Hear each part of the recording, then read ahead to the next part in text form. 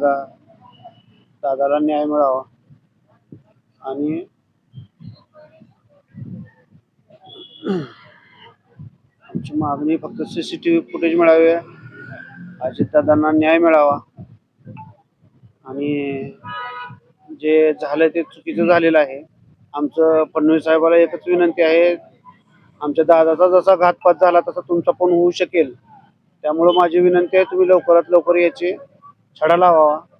काय झालंय काय नाही ते त्याचे फुटेज त्याचं जे पहिल्यापासून जे सविस्तर चौकशी करून घ्यावी, एवढीच आमची मागणी आहे. नाहीतर आम्ही येत्या 1 मेला आत्मदहन करणार आहे.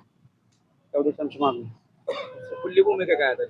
पुढली भूमिका नाही जर केलं तर मी माझ्या मनात कधी आलं तरी मी इथं कलेक्टर ऑफिसवरती जाऊन तरी आत्मदहन करेन, नाहीतर मुंबईला जाऊन मंत्रालयात आत्मदहन करणार आहे.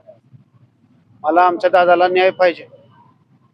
तर उपमुख्यमंत्र्याला तुम्ही न्याय देऊ शकत नाहीत, तर आमच्यासारख्या कार्यकर्त्याला बी न्याय मिळणार नाही हे आम्हाला माहिती आहे. तरी आमचा जीव गेल्यानंतर तुम्ही 100% बाकीच्या लोकांचा जीव घ्यायचं बघा. आणखी आम्ही जीव देणार हे आम्हालाही माहिती आहे, आमचा जीव जाणार आहे.